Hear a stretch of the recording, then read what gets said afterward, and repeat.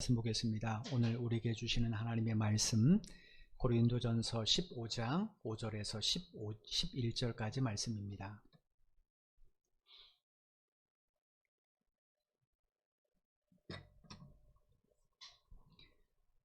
신약성경 282페이지입니다. 신약성경 282페이지 고린도전서 15장 5절에서 11절까지 말씀입니다. 찾으신 줄 알고 제가 봉독해 드리겠습니다. 5절입니다. 게바에게 보이시고 후에 12 제자에게와 그 후에 500여 형제에게 일시에 보이셨나니 그 중에 지금까지 대다수는 살아있고 어떤 사람은 잠들었으며 그 후에 야고보에게 보이셨으며 그 후에 모든 사도에게와 맨 나중에 만삭되지 못하여 난 자 같은 내게도 보이셨느니라. 나는 사도 중에 가장 작은 자라. 나는 하나님의 교회를 박해하였으므로 사도라 칭함을 받기를 감당하지 못할 자니라. 그러나 내가 나된 것은 하나님의 은혜로 된 것이니 내게 주신 그의 은혜가 헛되지 아니하여 내가 모든 사도보다 더 많이 수고하였으나 내가 한 것이 아니요 오직 나와 함께 하신 하나님의 은혜로라. 그러므로 나나 그들이나 이같이 전파하매 너희도 이같이 믿었느니라. 아멘.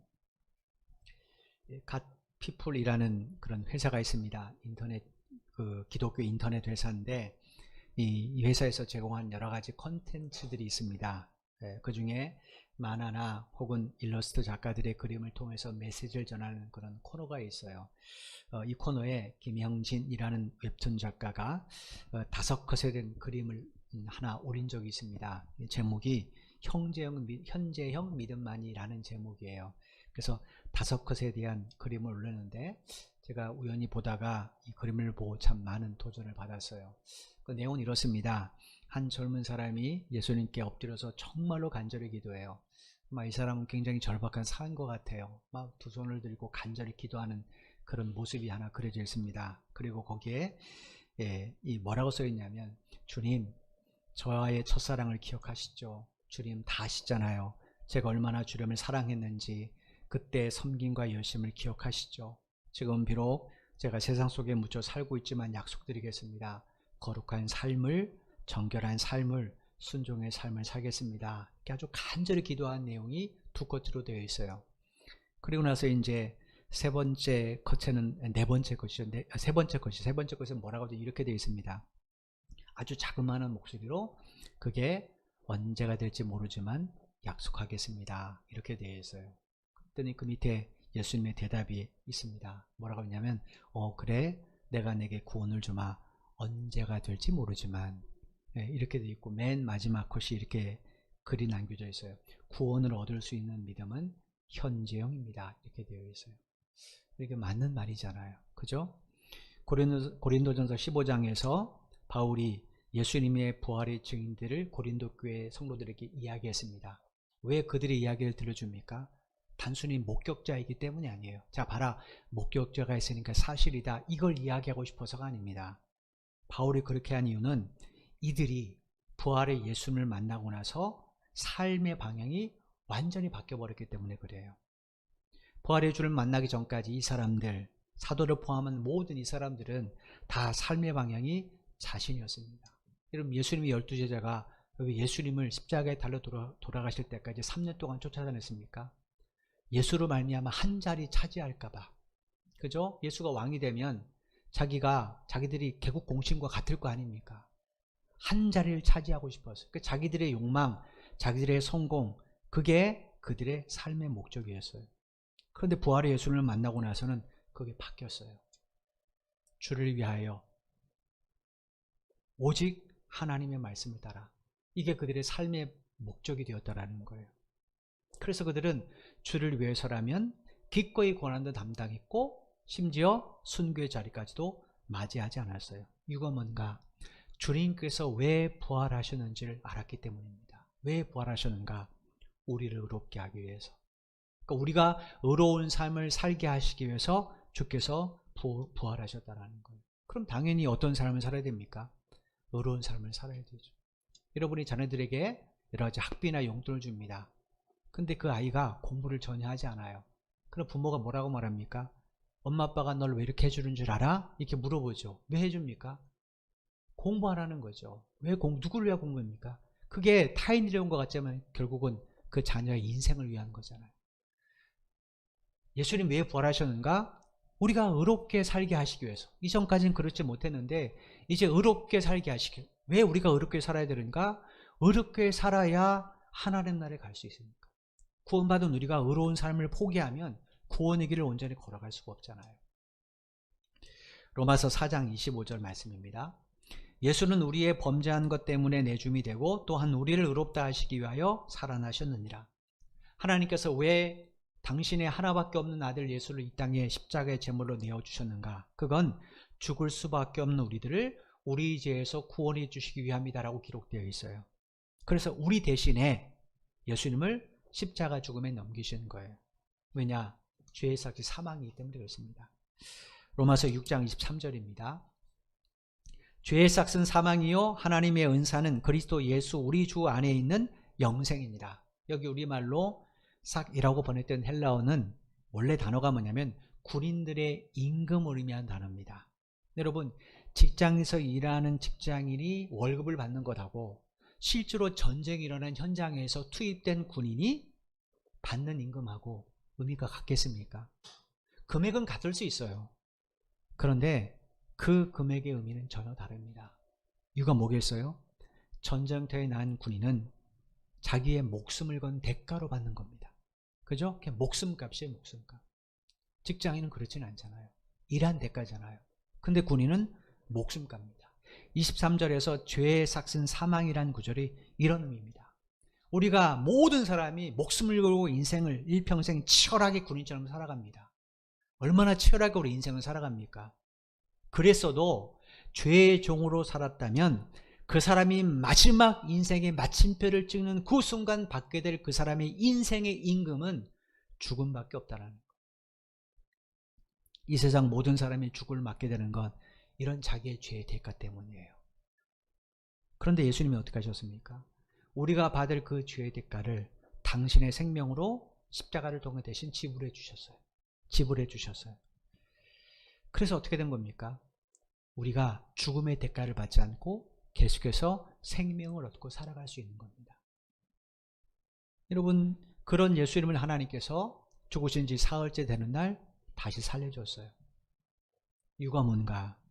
우리를 의롭게 하시기 위해서. 다른 말로 하면 우리에게 영원한 생명을 주시기 위해서. 영원한 생명을 얻었으니까 이제 죽을 짓을 하고 살면 안 되잖아요. 그렇지 않습니까? 죄인이, 어떤 사람이 죄를 져서 감옥에 갇혔습니다. 형을 다 치렀어요. 그리고 나와서 또다시 죄를 지는 삶을 살면 안 되잖아요. 그건 인생 포기한 거죠. 그 사람이 다시 사회 일원으로 살면 어떻게 됩니까? 그런 일을 하지 않으려고 노력을 해야 됩니다. 가만히 있다고 되는 것 아니거든요. 얼마나 많은 사람이 그 죄의 유혹을 하겠습니까? 감옥의 동기들부터 시작해서 얼마나 많은 경제적 어려움도 지금 얼마나 많은 도전들이 있겠습니까? 그걸 다 끊어내야 그 사람이 다시는 감옥에 가지 않는 삶을 살게 되는 거죠. 우리도 마찬가지입니다. 예수님께서 우리 대신에 죽음의 삭을 십자가를 통해 지불해 주셨어요. 그래서 우리가 살게 됐습니다. 그러면 살게 됐으니까 이제 죽으려고 살면 안 되잖아요. 살려고 살아야 되죠. 그게 의롭게 하시기 위해서라는 그런 뜻입니다. 따라서 누구든지 하나님의 구원의 약속을 믿고 십자가 위에서 나를 위해서 죽으시고 부활하신 그 예수님에 대한 믿음을 온전히 지키고 끝까지 그 믿음 안에 거하게 되면 그 사람은 반드시 영원한 생명을 얻게 됩니다. 부활의 예수님을 만난 사람들은 이걸 깨달았어요. 그래서 주님에 대한 믿음을 현재형으로 지키기 위해서. 왜냐하면 지금 당장 부인하면 안 되잖아요. 예수님, 나 예수님 다음부터 열심히 믿을게요. 근데 여러분, 그 다음부터라는 그 다음이 올 때까지 그 사람이 존재한다는, 살아있는다는 보장이 어디 있습니까? 그렇죠? 우리가 지난 시간에도 말씀드렸지만 로마 황제들의 기독교 박해 때, 특별히 네로 황제 박해 때 로마 군인들이 처형하기 전에 반드시 묻는 질문이 있습니다. 지금이라도 예수가 아니라 황제를 너의 주인으로 섬기고 고백하면 풀어준다는 거예요. 근데도 그건 어떻습니까? 우리 같으면 할 수 있잖아요. 예수님, 이번 한 번만요. 내 다음 이 고난이 끝나면 내 그때부터는 예수님 정말 잘 믿을게요. 할 수 있잖아요. 근데 그 다음이 언제인지 아무도 몰라요. 그때까지 내가 믿음을 잃지 않는다는 보장도 없습니다. 그래서 그는 그 앞에서 현재형으로 결단하는 거예요. 나는 지금 예수를 믿는다라는 거예요. 왜냐? 하나님의 심판은 우리 코끝에 대한 문제잖아요. 우리가 코로 내뱉은 숨이 다시 코로 들어오지 않으면 우리 생명은 끝나는 겁니다. 그죠? 그러니까 하나님의 심판은 미래 이야기가 아니라 지금 현재 이야기입니다. 지금 내가 죽으면 이게 하나님의 심판에 대한 이야기거든요. 그래서 그들은 현재형으로 믿음을 지켰던 거예요. 자기 생명까지 걸고. 오늘 보면 7절 8절도 계속해서 이렇게 이어집니다. 7절 8절입니다. 그 후에 야고보에게 보이셨으며 그 후에 모든 사도에게와 맨 나중에 만삭되지 못하여 난 자 같은 내게도 보이셨느니라. 7절에서 말하는 야고보는 예수님의 12제자 중 한 사람인 제자 야고보가 아닙니다. 이 사람은 예수님의 동생인 야고보를 말해요. 우리가 수요예배 때 이야기를 또 본문에 우연히 겹쳐져 가지고 수요예배 나오신 분들은 여기에 대한 설명을 충분히 들으셨어요. 그래서 제가 얘기해도 충분히 이야기할 겁니다. 마태복음 13장 55절 말씀해 보면 예수님에게는 야고보, 요셉, 시몬, 그 다음에 유다 이렇게 4명의 동생들이 있었다라고 기록이 되어 있어요. 그 중에 야고보는 예수님의 첫 번째 동생입니다. 근데 사실은 예수님과 이 4명의 동생은 본질적으로 다른 사람들입니다. 왜냐하면 예수님은 성령을 통하여 어머니 마리아의 몸에 잉태돼서 태어나신 분이에요. 근데 나머지 4동생은 어떻습니까? 아버지 요셉을 통하여 어머니 마리아에게 잉태된 태어난 사람들입니다. 그러니까 본질적으로는 달라요. 다른데 예수님이 어떻게 하셨어요? 그 4명의 동생을 자기 동생으로 받아주시는 거예요. 여러분, 우리를 한번 생각해 보십시오. 온 우주에 하나님의 아들은 한 분밖에 없습니다. 예수님밖에 없어요. 예수님만 출생됐기 때문에 예수님밖에 없습니다. 이 땅의 모든 사람은 어떻습니까? 하나님의 아들이 될 수 없어요. 왜냐? 흙으로 빚어진 존재잖아요. 피조물이잖아요. 그런데 하나님이 우리를 당신의 아들이라고 이야기를 해요. 우리는 하나님의 아들이 아닙니다. 출생하지 않게 만들어진 피조물이니까. 그런데 성경은 우리가 하나님의 자녀라고 이야기합니다. 이게 어떻게 가능한가? 히브리서에 보면 예수님께서 우리를 당신의 동생으로 받아주셨기 때문에. 히브리서는 예수님을 우리의 큰 형님 이렇게 소개합니다. 예수님 만약에 여기에 나 그렇게 안 되겠습니다 그러면 그게 안 되는 거예요. 하나님 우리를 구원하셨습니다. 얼마나 소중합니까? 너무나 소중해서 내 자식 같은 거예요. 예를 들어서 지금 그러잖아요. 버려진 동물들, 그 동물을 입양했습니다. 사람은 사람하고 동물은 다릅니다. 그죠? 강아지 한 마리를 입양했어요. 강아지잖아요. 근데 사람은 뭐라고? 너무 귀엽고 이쁘니까 내 자식이라고 표현합니다. 그게 자식이 될 수 있습니까? 없어. 근데 가족들은 그렇게 인정을 해요. 이거 뭡니까? 받아주는 겁니다. 받아주는 거. 예수님의 동생들이 어떻게 예수님의 동생이 됐는가? 본질은 다르지만 예수님이 당신의 동생으로 받아주셔서. 그러니까 이 과정도 우리의 구원을 설명하기 위한 하나님의 기가 막힌 섭리였던 거예요. 만약에 예수님만 동생들 필요 없잖아요, 성경에. 그죠? 그런데 예수님은 왜 굳이 요셉과 마리아를 통해 자식들을 낳겠는가? 그건 우리의 신분을 설명해 주기 위함인 겁니다. 그 동생 야고보가 언제 예수님을 구세주로 믿고 영접하게 됐는지는 우리는 모릅니다.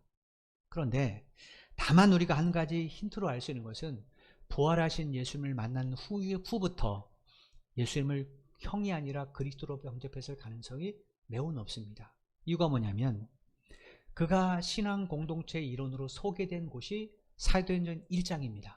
그전에는 그들이 신앙 공동체의 일원이 됐다는 내용이 없는데 사도행전 1장에 처음 그 이야기가 기록이 돼요. 사도행전 1장 14절 말씀입니다. 여자들과 예수의 어머니 마리아와 예수의 아우들과 더불어 마음을 같이하여 오로지 기도에 힘쓰더라. 여러분 아신 것처럼 사도행전 1장은 무슨 내용이냐면 예수님께서 죽음에서 부활하시고 이제 부활하셨습니다. 그리고 40일 동안 제자들과 여러 사람 성도들을 만났습니다. 그리고 마지막 하늘로 승천하시는 장면이 사도행전 1장의 첫 구절이거든요. 그때 예수님께서 제자들에게 야, 성령이 임할 때까지 너희들 여기서 모여서 기도해라. 성령 임하면 너희들이 예루살렘과 유다와 그 다음에 그 땅끝까지 내 증인이 될 것이다. 그러니까 성령 올 때까지 기다려라. 이 말씀을 하시고 예수님 하늘로 승천하셨어요. 그래서 마가다락방에 사도들을 포함, 제자들을 포함한 120명의 성도가 모여서 이 일을 위해서 기도해요. 기도하면서 또 뭘 했는가? 가룟유다가 스스로 예수님의 제자의 자리를 팍 차고 죽었잖아요. 그죠? 그래서 우리가 지난 시간에 본 것처럼 그 한 명의 권한을 충원하기 위해서 이제 마띠아라는 제자를 뽑는 그런 회의를 하게 되죠. 예. 그때 그 자리에 누가 있었는가? 여기 1장 14절에 보니까 누구도 있었어요? 예수님의 어머니 마리아와 그의 아우들. 야곱 혼자가 아닙니다. 4명의 동생이 다 있었겠죠. 그들이 함께 있었다는 거예요. 근데 이전에는 이 가족들이 예수님을 그리스도로 믿고 따랐다는 내용이 복음서에 없습니다. 그래서 그 전에도 있을 수 있겠지만, 그런데 성경에 보면 아마 이랬을 가능성이 매우 높다 제가 지금 이야기하는 거예요. 근데 여러분, 그 중에서 예수님께서 4명의 동생 중에서 당신의 첫 번째 동생인 야고보를 이제 사도를 통해서 예루살렘 교회 수장으로, 지도자로 세워주셨어요. 다른 사도들과 함께 교회를 다스리도록, 돌볼 수 있도록 이렇게 했단 말이에요. 이유가 뭔가? 그의 삶이 다른 사도들처럼 주님의 증인의 삶으로 완전히 바뀌었기 때문에 그래요. 물론 다른 동생들도 그랬겠죠. 아무튼 이 야고보를 그래서 지도자로 보여주는데, 예수님이 바로 그 동생 야고보에게 부활하신 당신의 몸을 보여주셨다는 거예요. 그리고 이어서 바울이 모든 사도에게도 보이셨다고 그랬는데, 이 7절에서 말하는 모든 사도는 12제자가 아닙니다. 12제자는 이미 5절에 언급을 했잖아요. 또 다시 언급할 이유가 없잖아요. 그럼 이 사도들은 누군가? 이 사도들은 바울처럼 부활의 주님을 증거하는 그런 사역자들을 말하는 것 같아요. 그들에게도 주님께서 부활하신 당신의 몸을 보여주셨다, 이렇게 이야기합니다. 그리고 마지막에 바울이 주님이 나에게도 보여주셨다, 이렇게 증언을 했는데, 8절에 보면 그때 바울이 자신을 뭐라고 표현했냐면 만삭되지 못하여 난 자라고 표현했습니다. 8절에 우리말로 만삭되지 못하여 라는 이 헬라어는 임신기간이 예정보다 일찍 끝난 경우를 말합니다. 우리나라 같은 경우는 8삭동이 7삭동이라고 말하죠. 10달을 다 태우지 않고 8달 만에 7달 만에 태어나면 이제 그 뒤에 7삭동이 8삭동이 부른 거예요. 바울이 자기를 그렇게 표현한 겁니다. 왜 이렇게 표현했을까요? 그것은 부활의 주님께서 다메섹 도상에서 자신을 만나 주셨을 때 그때 자기는 주님이 부르심을 받기에 비정상적인 상태였기 때문에 그렇습니다. 여러분, 바울이 왜 다메섹 갔습니까? 예수님 만나기 위해서요? 아니잖아요. 예수님 믿는 그리스도인들을 체포하기 위해서 갔잖아요. 비정상적이죠. 근데도 주님이 어떻게 하셨어요? 그를 만나 주신 겁니다. 그때 상황을 바울이 9절에 이렇게 고백을 합니다. 9절입니다. 나는 사도 중에 가장 작은 자라. 나는 하나님의 교회를 박해하였으므로 사도라 칭함받기를 감당하지 못할 자니라. 여기서 우리말로 감당하지 못할 자니라, 이 헬라어는 자격을 갖추지 못했다, 이런 뜻이에요. 자격을 갖추지 못했다라는 거죠. 예수님의 제자들, 또 500의 성도들, 예수님의 동생 야고보, 또 주님께 부름받은 그런 지도자들, 그들에 비하면 자기는 사도가 될 만한 자격이 없다라는 거예요. 이거 뭡니까? 9절에 보니까 자기는 뭐에 앞장섰던 사람이에요? 하나님의 교회를 박해할 일에 앞장섰던 사람이라는 거예요. 그런데도 주님께서 바울을 만나 주셨어요. 그리고 그를 당신의 사도로 삼아 주신 거예요. 여러분, 바울이 왜 이야기를 고린도 성도들에게 들려줄까요? 곰곰이 생각해보세요. 우리가 무슨 이야기를 할 때, 예를 들어서 과거 이야기를 할 때 내가 뭔가를 메시지를 전하기 위해서 과거 이야기를 하는 거지 그냥 대충 하는 사람은 없잖아요. 바울이도 지금 뭔가를 이야기하고 싶어서 지금 이야기를 쭉 꺼낸 거 아닙니까? 왜 바울이 도대체 예수님을 부활하신 예수님을 만난 사람들의 이야기를 쭉 들려주는 건가? 그건 5절로 9절까지의 말씀을 쭉 연결해 보면 알 수 있습니다. 한번 정리해 보죠. 부활하신 예수님 제일 먼저 누구 만나셨어요? 게바, 베드로와 포함한 12제자. 거긴 마띠아도 포함되죠. 가룟유다는 제외하죠. 그 다음에 만난 사람이 누굽니까? 500의 형제들입니다. 만났어요. 그리고 당신의 혈족인 동생 야고보도 만나 주셨고, 이들처럼 부활의 증인으로 살기로 결심한 헌신자들도 주님이 직접 만나 줬습니다. 더군다나 하나님의 교회를 박해하는 바울까지 만나 줬어요. 그럼 곰곰이 생각해 보십시오. 부활하신 예수님 왜 이렇게 많은 사람을 만났을까요? 한두 명 만나면 되잖아요.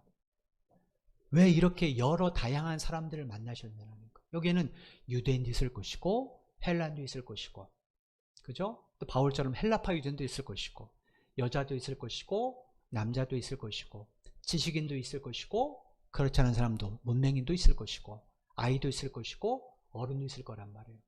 왜 부활의 주님이 이렇게 다양한 사람을 만났는가? 바울은 지금 이걸 이야기하고 싶은 거예요. 왜 만났겠습니까?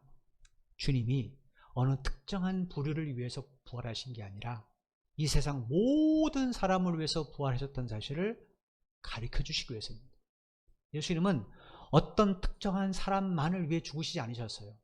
이 세상 모든 사람을 위해서 죽으셨고 이 세상 모든 사람을 위해서 부활하셨습니다. 그러므로 이 사실을 믿는 사람은 그가 누구든지 어느 나라에 살든 그 전에 무슨 일을 했든 정말로 이 사실을 자기가 믿음으로 받아들인 사람은 어떻게 됩니까? 그 즉시로 주님의 십자가의 죽으심과 부활의 적용을 받아서 죄가 용서함 받고 그는 의로운 삶을 사는 구원의 백성이 됩니다. 이야기를 하고 싶은 겁니다, 바울이. 그럼 이제 앞으로 어떻게 살아야 되겠습니까? 바울이 제가 초대에 말씀드린 것처럼 이 사람들의 이야기를 왜 언급해요? 이 사람이 달라졌잖아요. 그죠? 부활의 주를 만나고 이 사람이 달라졌습니다. 어떻게 달라졌어요? 이전까지는 자기를 위해서인데 이제부터는 주를 위해서가 됐단 말이에요. 그러면 이와 똑같이 부활의 주님을 통해 구원받은 사람이라면 당연히 어떤 삶을 살아야 됩니까? 이런 삶을 살아야 되잖아요.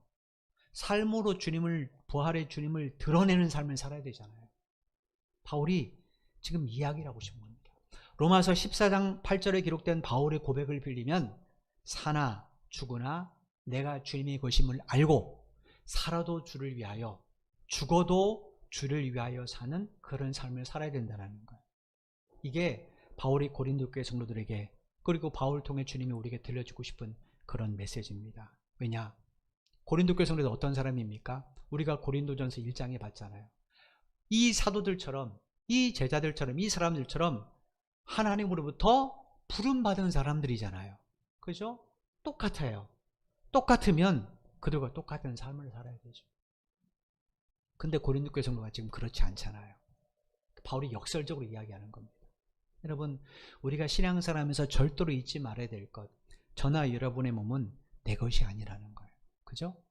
성경에 뭐라고 되어 있습니까? 하나님께서 예수님의 피값을 지불해 주시고 우리를 대신 사셨어요.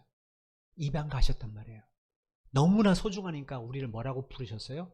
자녀로 아예 입양시키셨어요. 그죠? 우리가 그런 사람입니다. 그러니까 이제부터 우리는 이 몸을 가지고 누구를 위해 살아야 됩니까? 나를 구원해 주시고 나를 자녀로 입양하신 하나님을 위해 살아야 되겠죠. 그렇지 않습니까? 예를 들어서 어느 난민이 있습니다. 전쟁에 피어간다는 나라에 난민이 있어요. 그래서 우리나라에서 그 난민을 우리나라 국적을 주고 국민으로 받아들였습니다. 그럼 이 사람은 그때부터 어느 나라 법을 준수하고 어느 나라를 위해 살아야 됩니까? 당연히 우리나라죠. 없어진 자기 나라에 살면 안 되잖아요. 여기서 다 제공해 주는데. 우리도 똑같아요. 바울이 지금 이야기하고 싶은 겁니다. 여러분, 고린도 교회 성도들이 드러난 문제들, 분명히 겉으로 드러난 문제는 사람의 문제입니다. 근데 바울이 보기엔 그게 아니에요. 그들의 진짜 문제는 뭔가? 자기 몸이 주님의 것이라는 사실을 망각한 데 있습니다. 그러니까 그들은 자기만을 소중하게 생각하고 다른 성도를 멸시하고 무시했던 거예요.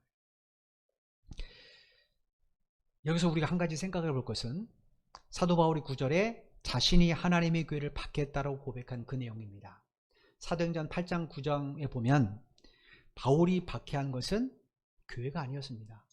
누굴 박해했는가?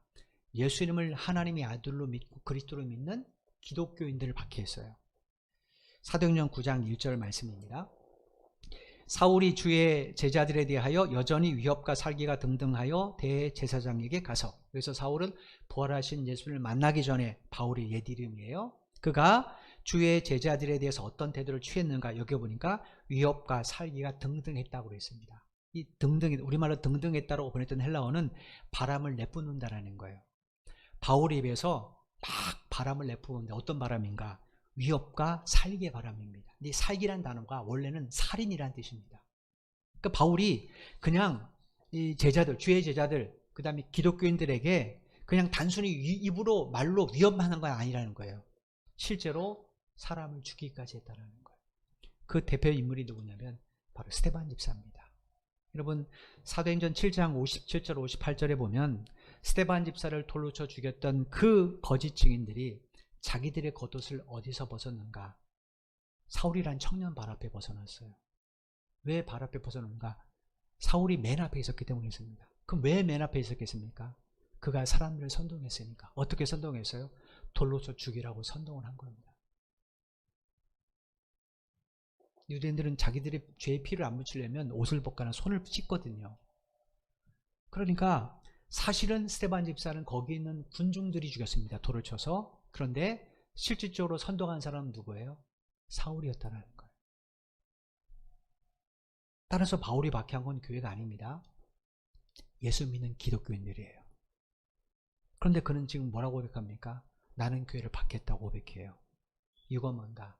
다메섹 도상에서 주님이 하신 말씀 때문에 그렇습니다. 사도행전 9장 3절 5절 말씀입니다. 사울이 길을 가다가 다메섹에 가까이 이르더니 호련히 하늘로부터 빛이 그를 둘러 비추는지라. 땅에 엎드러져 들으매 소리가 있어 이르되 사울아 사울아 내가 어찌하여 나를 박해하느냐 하거늘 대답하되 주여 누구시니까? 이르되 나는 내가 박해하는 예수라. 부활의 주님께서 사울의 이름을 불렀습니다. 그랬더니 사울이 그 주님께 말해요. 당신은 누구십니까? 주님이 그에게 뭐라고 말했습니까? 나는 내가 박해하는 예수다. 대답하셨어요. 근데 여러분 이때까지 바울은 한 번도 예수를 만난 적이 없습니다. 예수님이 십자가에 달려 들어가실 때 그 현장이 없었어요. 부활하시고 하늘을 승천하실 때까지 그는 현장을 보지 못했습니다. 그가 박해한 것은 예수를 믿고 따르는 그리스도인이래요. 근데 주님 뭐라고 말해요? 네가 나를 박해했다라는 거예요. 이거 뭡니까? 주님은 우리를 당신으로 보기 때문에 그래요. 교회가 뭐예요? 주님을 믿는 성도들의 모임이잖아요. 그래서 그 교회를 주님의 몸이라고 말하죠. 그 교회에 구성된 모든 한 사람 한 사람은 주님은 당신과 똑같이 보신다는. 왜냐? 하나님의 자녀는 신분을 가졌잖아요. 예수님도 하나님의 자녀입니다. 우리도 하나님의 자녀, 똑같은 신분을 가졌어요. 또 우리는 예수님을 통하여 새 생명을 얻게 됐잖아요. 바울이 지금 이야기를 하고 싶었던 거예요. 왜냐? 지금 고린도 교회 문제가 뭡니까? 예수 믿는 사람과 믿지 않는 사람의 다툼이 아니잖아요. 교회 안에서 서로 믿는 사람끼리 다투고 질투하고 싸우고 분쟁한단 말이에요. 그건 누구를 핍박하는 것 같습니까? 주님을 핍박하는 것과 같습니다. 그래서 사도 바울이 12장 13장에서 고린도 성도들에게 성령의 은사와 사랑의 은사를 통해 간절히 호소한 게 뭡니까? 서로 사랑하고 돌봐야 된다는 거예요. 하나님 너희들을 왜 교회로 부르셨는가? 너희들에게 왜 은사를 주셨는가? 서로 사랑하고 돌보게 하기 위함이다. 이게 우리가 살펴봤던 12장 13장의 모든 내용의 핵심이지 않습니까? 10절 말씀을 보십시오. 그러나 내가 나되는 것은 하나님의 은혜로 된 것이니 내게 주신 그의 은혜가 헛되지 아니하여 내가 모든 사도보다 더 많이 수고하였으나 내가 한 것이 아니요 오직 나와 함께 하신 하나님의 은혜로라. 고린 성도들이 왜 이렇게 됐는가? 이걸 바울이 자기를 비유로 지금 설명하는 이야기예요. 여기 보면 바울이 내가 나된 것은 이라고 말했는데 나된 것은 이라고 우리말로 번역된 헬라어 원래 뜻이 뭐냐면 나는 뭐뭇이다예요. 이다라는 건 현재형이죠. 그죠? 이었다는 과거이고 이었을 것이라는 미래형이잖아요. 나는 뭐뭇이다면 나는 현재 뭐뭇이다라는 거예요. 나는 현재 누구라는 거예요? 주님의 사도라는 거예요. 어떻게 내가 현재형으로 사도가 될 수 있었는가? 뭐 때문이라는 겁니까? 하나님의 은혜 때문이라는 거예요. 바울이 이 고백을 합니다. 근데 여러분 이 고백은 사실은 우리들의 고백이기도 합니다. 생각해 보십시오. 저나 여러분이 어떻게 하나님을 예배하는 이 구원의 자리에 오늘 이 시간 여기 있을 수 있었는가? 그건 여러분 하나님 우리가 구원의 은혜를 베풀어 주셨기 때문에 그래요. 예수님 믿기 전에 우리의 삶을 되돌아보십시오. 이 중에 있는 사람의 모두 다 한 사람도 예 없이 우리는 9절에 바울이 고백한 것처럼 교회를 박해하는 자들이었습니다. 그래서 우리 말 중에 주는 것이 밉다는 말이 있잖아요. 그래서 우리가 예수 믿기 전에는 또 신앙이 별로 없을 때는 교회나 기독교인들에 대한 좋지 않은 뉴스, 목사가 무슨 비리를 저질렀다, 장로가 권사가 비리를 저질렀다, 교회 집사가 비리를 저질렀다. 그럼 어떡합니까? 우린 그런 뉴스를 보면 그냥 거친 편도 써가면서 교회와 성도들을 싸잡아 비난하지 않습니까? 그죠? 그러니까 우리는 한 사람도 예 없이 예수 믿기 전에는 다 바울처럼 교회를 박해하는 자들이었습니다. 그랬던 우리가 어떻게 지금 그 예수를 믿고 따르는 그리스도인이 되었는가?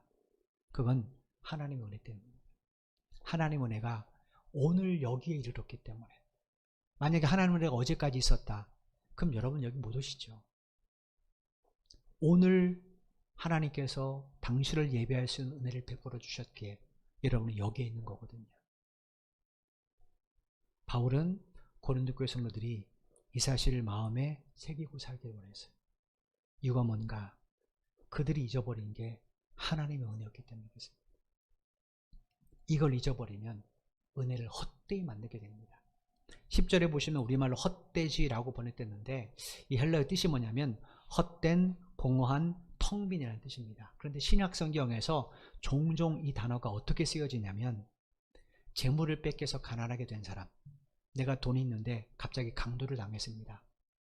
다 잃어버렸어요. 그래서 가난하게 된 사람, 그 사람들을 가리키는 단어로도 사용됩니다. 여러분, 우리가 하나님의 은혜를 받았습니다. 구원을 받았어요. 근데 뭐 나의 욕망이든 세상의 욕망이든 이것 때문에 이 믿음을 다 빼앗겼어요. 다 빼앗겼어요. 그럼 나는 어떤 상태가 됩니까? 그냥 공허한 빈 공터와 같은 상태가 되죠. 그런 상태로 어떻게 주를 따릅니까? 못 따르는 거예요. 바울이 제일 염려한 게 뭡니까? 이 은혜를 헛되게 만들까 봐 이게 두려웠던 거예요. 그래서 바울이 뭐 했어요? 나는 모든 사도보다 더 많이 수고했다는 거예요. 이건 뭡니까? 그렇게 하지 않으면 은혜를 헛되이 잃어버리기 때문에. 여러분, 이건 우리가 매우 중요한 이야기입니다. 하나님의 은혜를 아는 사람은 주를 위해, 주님의 몸된 교회를 위해 반드시 수고하게 되어 있습니다. 왜냐? 수고하지 않으면 그 은혜를 잃어버리게 되어 있기 때문에.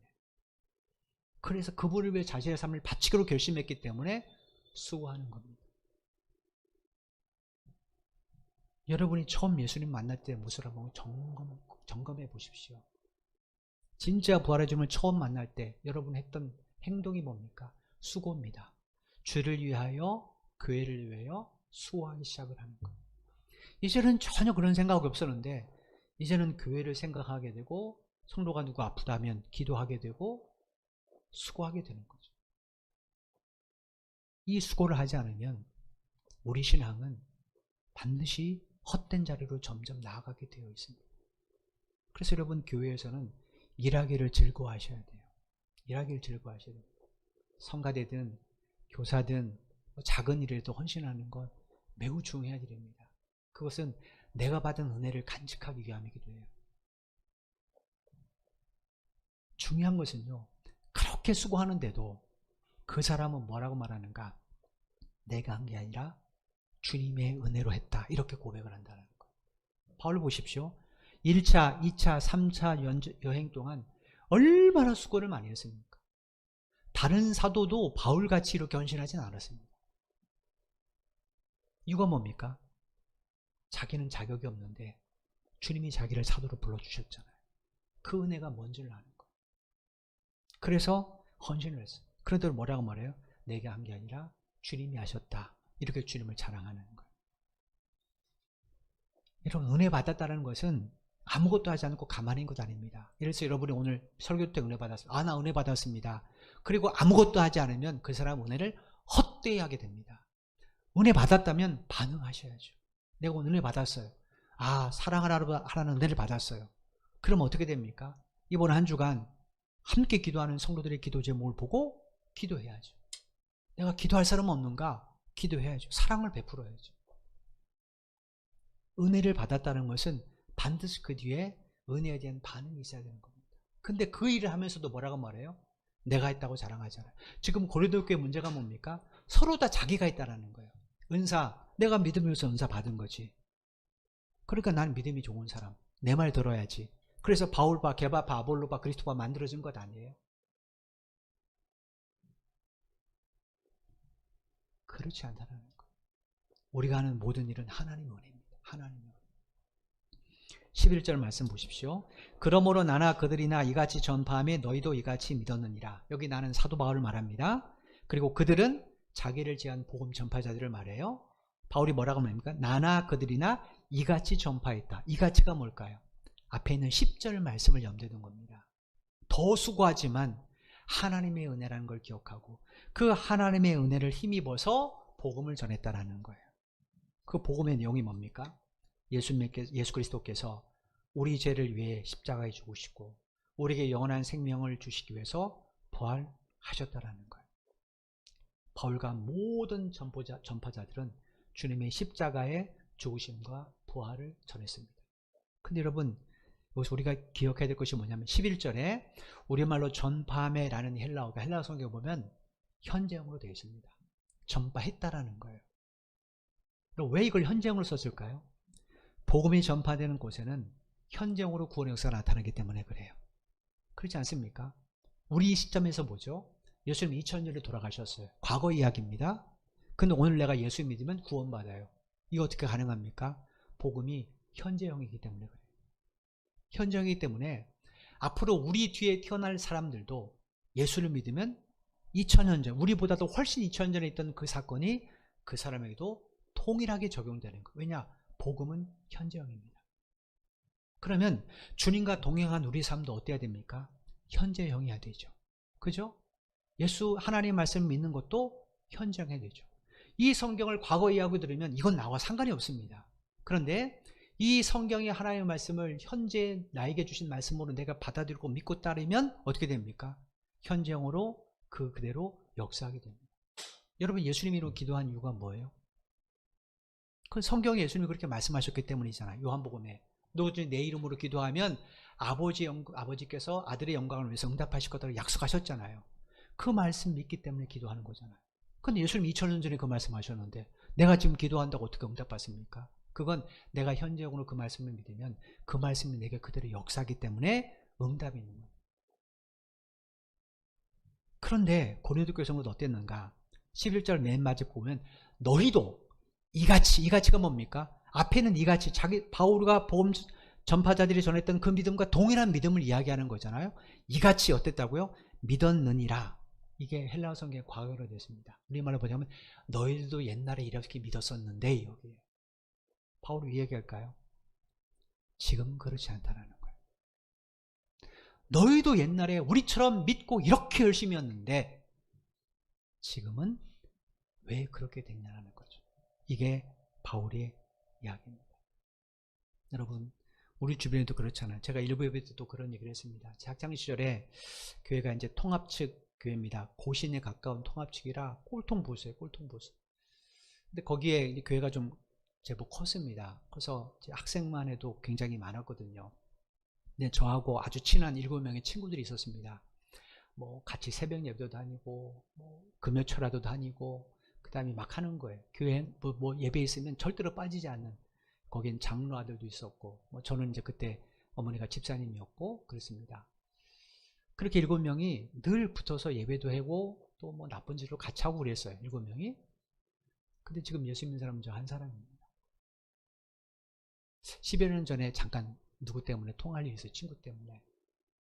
그래서 야 우리 한번 만나자 그러니까 어디 술집에서 만나자 그래서 나 안 갈래 그랬어요. 뭐 가는 건 상관이 없는데 제가 나오는 걸 누가 보면 어떡합니까? 시험에 걸릴 수도 있잖아요. 들 수도 있잖아요. 달라졌어요. 그 중에는 저보다 믿음이 과거에 더 좋았던 사람이 훨씬 많습니다. 누가 여러분을 만났을 때, 오래간 만났을 때 옛날에는 그랬는데 지금 왜 그래? 그러면 여러분 고민하셔야 돼요. 그런데 옛날에는 안 그랬는데 지금 진짜 신실해졌네? 그럼 여러분 성공한 그리스도인입니다. 그렇지 않고 반대가 되면 여러분 진짜 하나님 앞에 지금 나의 모습을 진지하게 살펴봐야 됩니다. 바울이 고린도 성도들에게 한 얘기가 그겁니다. 바울이 1년 6개월 동안 복음을 전할 때 그들은 이렇지 않았습니다. 이렇지 않았어요. 근데 그가 떠나고 나서 너희들 왜 이러냐라는 거예요. 뭘 잃어버린 겁니까? 하나님의 은혜를 잃어버린 거예요. 그 은혜 때문에 예수 믿게 되었고, 내가 그 은혜 때문에 교회 일꾼이 되었고, 이 은혜를 잊어버린 거예요. 그리고 죄로 살던 삶이 슬그머니 자기란 삶으로 바뀌는 거예요. 나 바빠, 나 아파, 나 쉬어야 돼. 바뀌는 거예요. 오늘 성경이 우리에게 질문하는 내용은 딱 하나입니다. 지금 너의 믿음이 과거형이냐 현재형이냐라는 거예요. 우린 현재를 살아갑니다. 그죠? 앞으로 살아갈 모든 날도 우리의 현재입니다. 내일, 우리에겐 지금은 미래지만 내일 가면 그건 또 우리 현재가 됩니다. 앞으로 우리가 살 날은 현재예요. 자, 어제까지의 이야기는 그만두시고 오늘부터 여러분은 어떻게 사시렵니까? 현재형으로 주님과 발맞춰 사시겠습니까? 아니면 예수님 먼저 가십시오. 나 좀 뒤를 좀 돌아보고 나중에 따라갈게요. 이렇게 하시렵니까? 성경이 이야기를 우리에게 들려주시는 겁니다. 주님은 현재형으로 내가 그분과 함께 할 때 현재형으로 우리의 곁에 계시고 우리 함께 계시고 우리를 돌봐주십니다. 예수님은 이미 죽은 이스라엘 백성을 지금 돌봐주고 계시잖아요. 지금 살아있는 우리와 함께 계시고 우리를 돌봐주시는 겁니다. 그러므로 우리의 믿음은 당연히 현재형이 되어야 되죠. 지금 여러분의 믿음이 현재형일 때 여러분의 수고는 결코 헛되지 않습니다. 왜냐? 그건 주를 위한 것이니까. 그런데 여러분의 믿음이 과거가 되면 여러분의 믿음은 헛된 믿음이 될 수도 있습니다. 왜냐? 그건 여러분 자신을 위한 수고이기 때문이었습니다. 내가 오늘 주님과 현재형으로 살아간다면 내가 직장에서 일을 해도 그건 하나님께 영광이 됩니다. 내가 가정에서 주부가 돼서 가족들에서 음식을 만들어도 그건 하나님께 영광이 됩니다. 왜냐하면 내가 지금 주님과 함께 하니까. 그런데 이게 과거면 그건 나의 영광입니다. 나의 영광이 됩니다. 여러분, 이제 여러분의 삶이 주님과 동행하는 현재형의 삶이 되길 바랍니다. 그러면 주님께서 여러분에게 더 큰 은혜를 덧입혀 주실 거예요. 왜냐? 성경에 보니까 하나님은 심은 대로 거두게 하시는 분이에요. 좋은 걸 심는데 왜 하나님이 아끼시겠습니까? 그죠? 더 많이 허락하시죠. 여러분, 하나님 앞에 좋은 열매를 맺으시려면 하나님이 주신 은혜를 헛되이 보내지 마시고 그 은혜에 수고하십시오. 그 은혜에 수고하십시오. 그럴 때 여러분의 삶 가운데는 지금도 살아 역사하시는 하나님이 매 순간 어떤 장소에서도 동일하게 역사하시고 인도해 주실 것입니다. 이런 현재형 예배자, 이런 현재형 그리스도 되기를 주님의 이름으로 간절히 축원을 드립니다. 기도드리겠습니다.